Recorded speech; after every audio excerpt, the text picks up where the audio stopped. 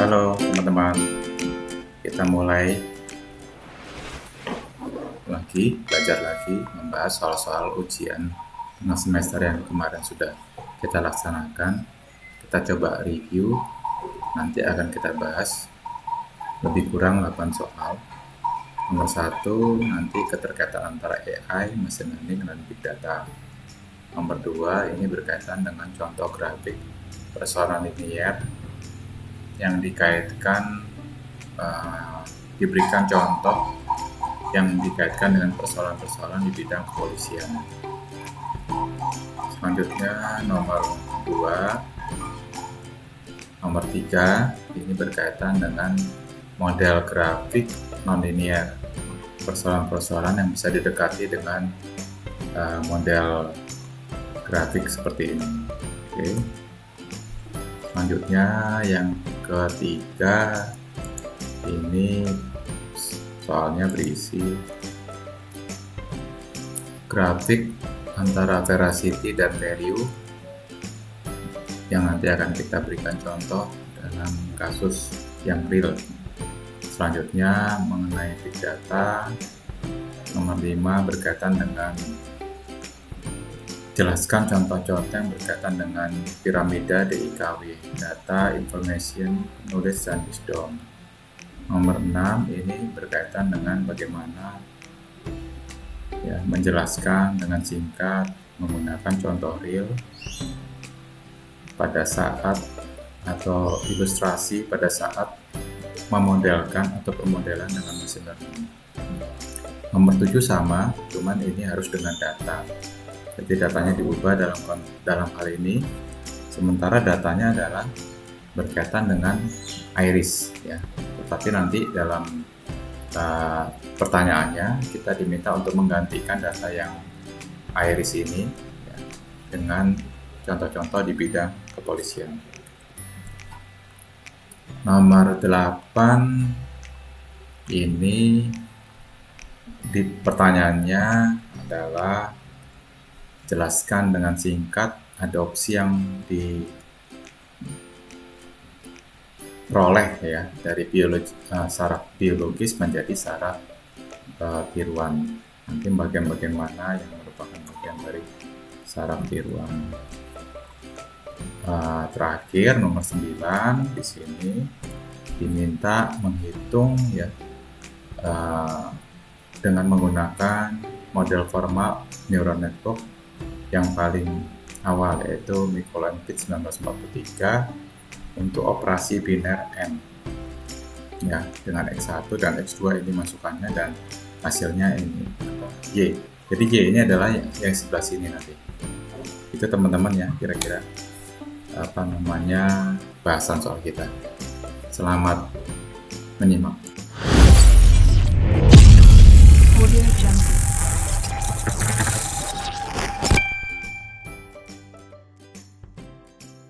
Halo teman-teman, yuk kita mulai membahas soal ujian lalu. Yang nomor 1, jelaskan pengertian keterkaitan antara AI, machine learning, dan big data. Ini mungkin nanti bisa dilihat di teorinya. Secara prinsip, AI itu merupakan machine learning merupakan dari bagian AI, dan big data adalah salah satu metode untuk mengerjakan atau salah satu metode untuk mengolah, memproses data sehingga data tersebut siap untuk dilakukan proses selanjutnya dengan menggunakan machine learning. Jadi antara machine learning dan big data ini satu kesatu erat kaitannya. Yang kedua ya contoh persoalan linear di bawah ini. Berikan dataset 10 saja untuk menjelaskan persoalan bisa ditekan. Grafik ini jelas ya, grafiknya linear. Jadi misalnya di sini ada 10 data, ini di sini bisa ya. Jadi misalnya di sini X1, X sama Y ya. Jadi kalau ada 10 data tinggal satu. Pada saat ini 1,5 X-nya 1,5, Y-nya adalah 3. Terus pada saat yang kedua misalnya pada saat ini 2 ya. 2 di sini ini 4 Y-nya. Nah, tinggal persoalannya kita nanti tentukan. Terus misalnya di sini saat 2,5, di sini 5, dan seterusnya sampai 10 data. Nah, persoalannya apa? Banyak persoalan khas bidang kepolisian. Misalnya X ini merupakan prediktor, ya X itu prediktor dan Y adalah targetnya. Ini target, berarti hubungannya misalnya pengaruh pelatihan, ya X makin banyak pelatihan, X misalnya di sini pelatihan, ya jumlah pelatihan, ya. Semakin meningkat pelatihannya, maka pengungkapan kasusnya juga semakin meningkat di misalnya atau penyelesaian kasus, ya. Penyelesaian kasus. Ini contoh, salah satu contoh bidang kepolisian. Tentu bidang lainnya bisa dan seterusnya. Ini sampai 10 data, tinggal Anda kan ini adalah sumbu X dan ini sumbu Y. Nomor 1 clear ya. Lanjut kita ke nomor 2. Lihat persoalan nonlinear di bawah ini. Jadi prinsipnya semakin besar jumlah X-nya, ini semakin meningkat sampai pada suatu titik, ya pada suatu titik dia menurun. Persoalan apa yang sifatnya seperti ini? Kita jelaskan misalnya 10 dataset, ya di sini pada saat X dan ini Y. Kebetulan di sini datanya 1 2 3 4 5 6 7 8, ini sudah 10 data ya. Jadi pada saat 0 di sini X-nya 0, Y-nya 0, sorry. Pada saat X-nya 1, Y-nya katakanlah 4. Ya, misalnya pada saat ini 1, ini 4. Terus di sini yang ini pada saat 2, katakanlah ini 13, ya. 2, 13. Ini meningkat terus hingga di sini, ya. Pada saat 3, ya. Pada saat 3 di sini 21 katakanlah. Nah, terus ini puncaknya pada saat 4 di sini katakanlah 24. Nah, hingga di sini turning point-nya, titik kembali. Pada saat ini 5, perhatikan di sini adalah 21. Nih, 5 21. Lantas pada saat 6, ya, pada saat 6 ini di sini 6. Teman-teman, ini 6. Ya, ini 6. Di sini adalah 13. Dan seterusnya. Nah, sekarang persoalannya kita sudah tahu grafiknya. Di sini titik adalah data asli dan di sini adalah pendekatan, prediksi itu pendekatan. Pertanyaannya, berikan contoh 3 set data saja sudah menjelaskan persoalan data dengan model ini. Persoalan khas bidang kepolisian, tentukan target dan prediktornya. Apa yang sifatnya prediktornya X berarti ya. Ini X-nya ini sumbu X yang ini, ya. Ini X dan ini Y. Kira-kira apa persoalan kepolisian yang meningkat terus semakin lama semakin menurun? Ya bisa jadi misalnya faktor usia, ya, pengaruh usia, ya. usia anggota terhadap motivasi kerja. Nah, ini misalnya di sini tinggal dirubah saja usianya. Misalnya pada saat usia di sini 0 ini anggap saja usianya misalnya 20, ya, 21, sorry, 22, 21, 22, 23. Ini katakanlah saya koreksi ya, misalnya ini 20, 25, 30, 35,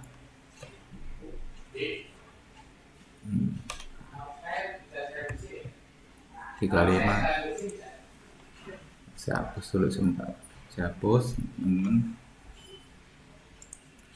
kita perbesar lagi. Di sini misalnya katakanlah 25, 30, 35, 40. Nah, ketika 40 ini mulai turun motivasinya. Ini 45, terus ini 50. Nah, di sini 55. Nah, ini misalnya 57, 1 tahun bulan. Nah, ini juga bisa. Ini contoh salah satu persoalan kepolisian di mana usia anggota semakin awalnya meningkat, semakin bertambah usia, meningkat semangatnya, lalu pada suatu titik akan menurun. Teman-teman, oke. Nomor 3 dalam diskusi Big Data, grafik antara velocity dan value. Nah, di sini velocity yang X dan ini value yang Y. Nah, jelaskan dengan contoh real di bidang kepolisian. Artinya, di sini velocity ini adalah ketepatan ya.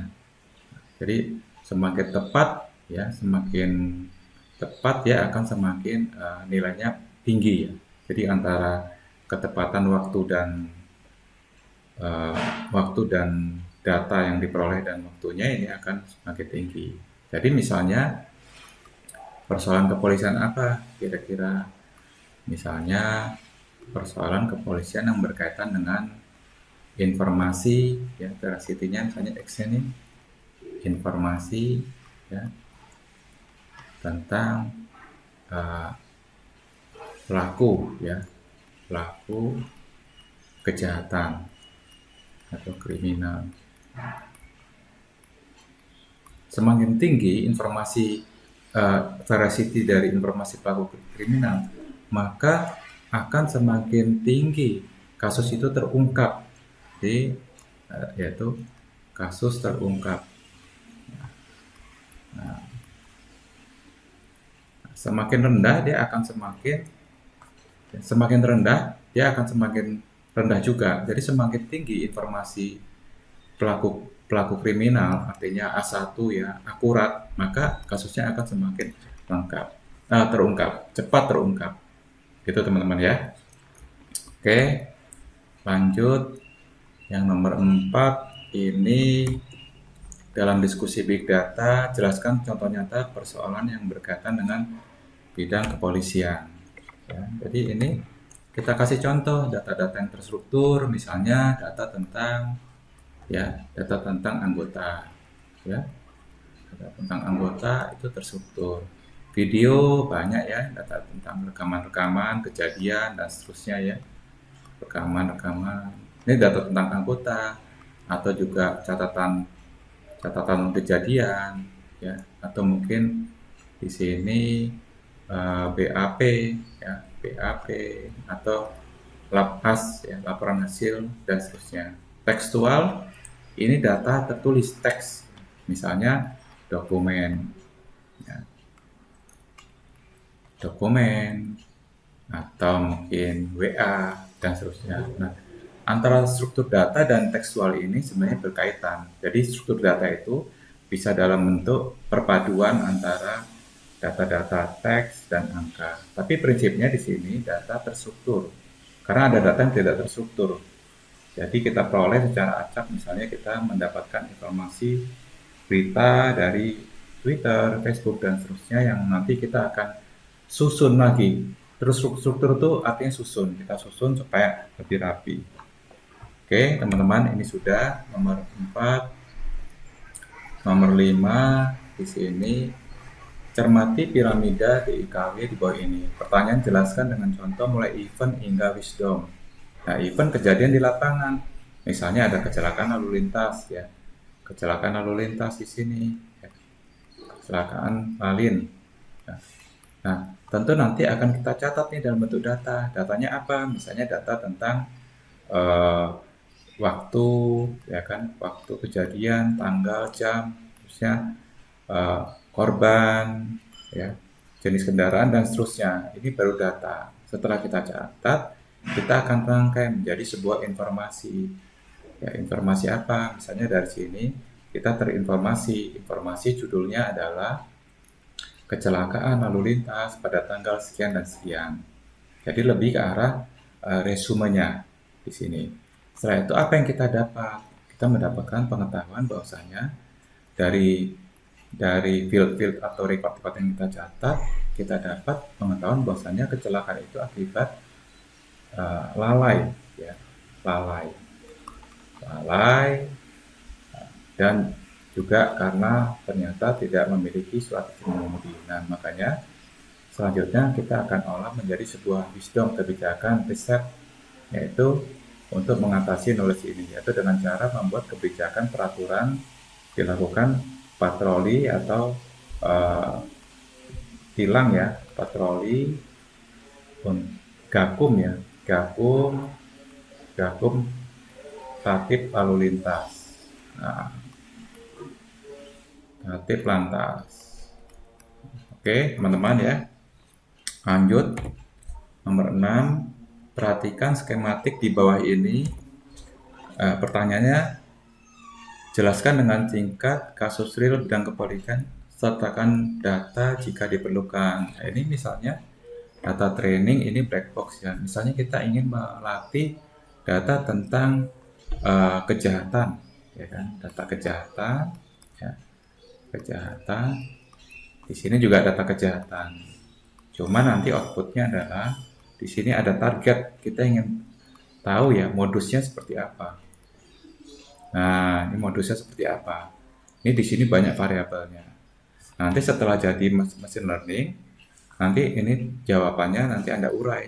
Data-data kejahatan itu apa aja, misalnya tempat terjadi, jam terjadi, jenis kelamin pelaku atau jenis korban, modus dan seterusnya. Nah, ini ingin tahu modusnya.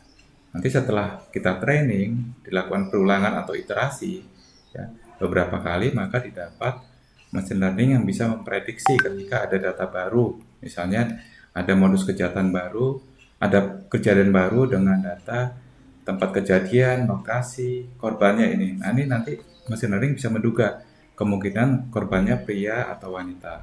Nah, itu teman-teman ya. Oke. Nomor 6, nomor 7, ini hampir sama. Nomor 7, teman-teman,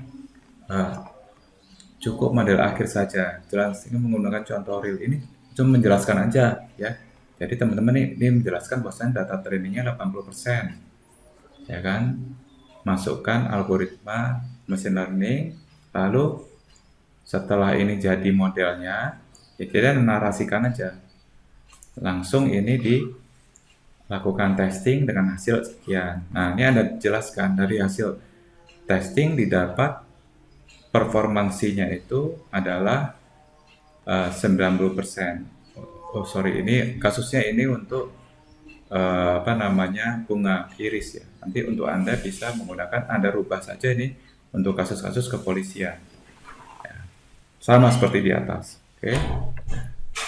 Lanjut nomor 9, ini nomor 9 di sini, ini tinggal Anda jelaskan saja bahwasanya ini X1 ini diturunkan dari akson ya. Di sini akson, terus ada W, ya, di sini terminal akson. Jadi di sini ada cell body. Ini cell body ya. Cell body masuk nanti W, terus nanti dilakukan perhitungan. Ya, perhitungan nanti hasilnya Y. Di sini ini Y. Ini Y-nya. Di sini X1 ya. X1 dan W, dan ini adalah sini. Nah, ya. Penjumlahannya ini. Anda tinggal gambar coret-coret saja. W1-nya mengandung di dalam sini W1-nya, W2 dan seterusnya. Lalu dikirim, nanti di sini dikompilasi dengan fungsi aktivasi ini, fungsi aktivasinya, lalu dihasilkan Y. Tergantung Y-nya mau berapa. Oke. Selanjutnya di sini perhitungan ya. Ini perhitungan untuk model neural network awal ya, dengan data ini. Nah, nanti tinggal Anda masukkan ya. Ini tinggal Anda masukkan. Ini tinggal Anda masukkan. Kalau perhatikan model formal ANN awal ya, tahun 1943, implementasikan untuk implementasi pada operasi biner N dengan bobot jaringan W1, W21. Berarti ini sama dengan 1, ini sama dengan 1. Nah, sekarang kita masukkan X1 pertama 0. Masukkan 0, 0, 0 kali 1, 0. Ya, berarti misalnya yang pertama ya, 0 kali 1, 0. Ini kan sigma ini kan artinya kan, ini kalau dipanjangkan kan berarti X1 dikali W1 ditambah X2 dikali W2. Yuk kita masukkan angka pertama. Ini 0 dikali 1 tambah 0 dikali 1 sama dengan 0. Berarti 0. Setelah itu 0 masukkan sini. Yang hasilnya 0 sini, masukkan ke sini. fungsi X sama dengan 1 kalau X-nya lebih kecil dari 2. Lebih besar apa? Sama dengan 2 dan 0 kalau kecil 2. Nah, karena 0 ini lebih kecil daripada 2, maka yang memenuhi adalah 0. Jadi hasilnya yang pertama adalah 0. Ya, berarti 0 yang pertama hasilnya. Oke, sekarang yang kedua. Yang kedua, supaya enggak ini, kita buat warna beda ya. Yang kedua. Nah, yang kedua misalnya ini ya, 0, 1. Kita masukkan saja. Ini 0, ini 1. Berarti 0 dikali 1 ditambah 1 dikali 1. Ya, sama dengan ini kali ini. Berarti kan 0 ditambah 1 berarti 1. Kita periksa. Berarti hasilnya 1. Kita masukkan ke dalam fungsi aktivasi. Apa kalau X kecil sama dengan 2 atau 1 kan sudah jelas lebih kecil daripada 2, berarti maksudnya 0. Berarti hasilnya 0. Oke, di sini 0. Yang ketiga 1, 0. Yang ketiga ini 1. Oke, kita mungkin ganti warna supaya teman-teman tidak terlalu bingung. Kuning aja ya. Oke. Berarti soal nomor 3 ini 1, 0. Kita olah ini 1, 0. Kita masukkan sini 1 kali 1, 1 kali 1 ditambah 0 kali 1 sama dengan 1. Nah, 1 itu kan lebih kecil daripada 2. Sorry, ya. Berarti hasilnya adalah 0. Yang ketiga. Sekarang yang terakhir. Yang terakhir kita buat warna yang berbeda supaya tidak bingung. Oke. Yang ketiga untuk 1 dan 1. Ya, kita 1 dan 1. Di sini berarti X1-nya 1 ya. 1 dikali 1 ini kan ya. 1 dikali 1 dan 1 ditambah 1 dikali 1 sama dengan 2. Yuk kita masukkan ke fungsi aktivasi 2 ya. X-nya 2 nih. 2 besar sama dengan 2, 2 kecil 2. Yang memenuhi kan yang ini. Berarti hasilnya 1. Nah, di sini hasilnya 1. Nah, seperti aja teman-teman jalankan yang tadi, terbukti di sini bahwasanya model yang kuno ini, model awal ini bisa menjelaskan operasi biner N. Oke. Demikian teman-teman, 10 nomor sudah kita kerjakan. Semoga bermanfaat.